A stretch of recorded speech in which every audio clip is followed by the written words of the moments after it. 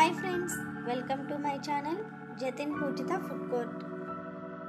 ఈరోజు వీడియోలో చేపల పులుసుని పర్ఫెక్ట్గా ఎప్పుడు చేసినా ఒకేలాగా రుచిగా రావాలంటే ఎలా చేసుకోవాలో చూపించబోతున్నాను.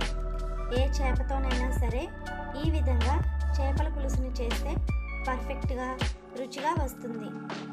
ముందుగా రోలును బాగా కడిగి శుభ్రం చేసుకొని దానిలో 2 టేబుల్ స్పూన్స్ ధనియాలు వేసుకొని మెత్తగా దంచుకోవాలి. ఇప్పుడు దానిలోనే 1 టేబుల్ స్పూన్ గసగసాలు, మరాఠీ మొగ్గ,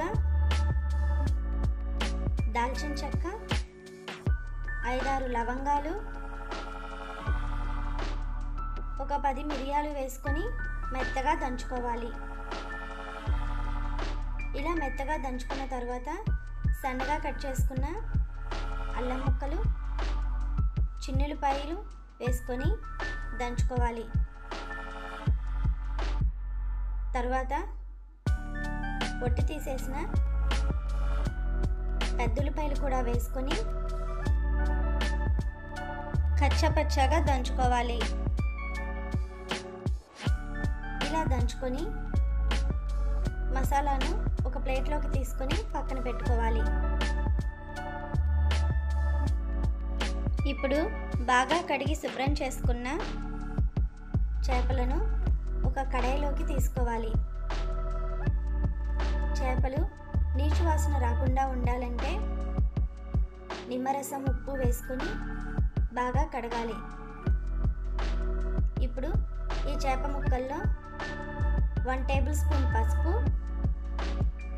రుచికి సరిపడినంత ఉప్పు, 4-5 టేబుల్ స్పూన్ల కారం, అరకప్పు నూనె, మనం ముందుగా ప్రిపేర్ చేసి పెట్టుకున్న మసాలా,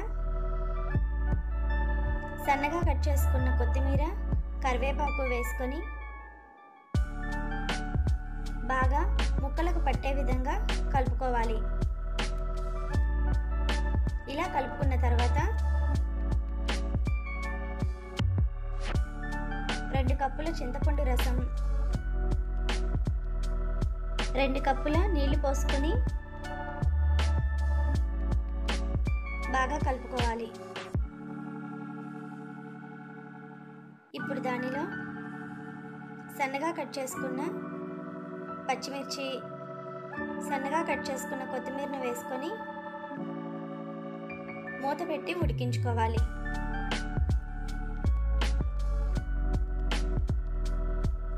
ఇలా ఉడికిన తర్వాత ఫైనల్గా మరికొంచెం కొత్తిమీరను వేసుకొని ఒక 5 నిమిషాలు హై ఫ్లేమ్లో పెట్టుకొని ఉడికించి స్టవ్ ఆపేసుకోవాలి. అంతే ఫ్రెండ్స్, ఎంతో రుచికరమైన గుమగుమలాడే చేపల పులుసు రెడీ. మా ఈ రెసిపీ మీకు నచ్చినట్లయితే లైక్ చేయండి, షేర్ చేయండి. మా ఛానల్ కొత్తగా చూస్తున్నట్లయితే సబ్స్క్రైబ్ చేసుకోండి. Thank you for watching friends.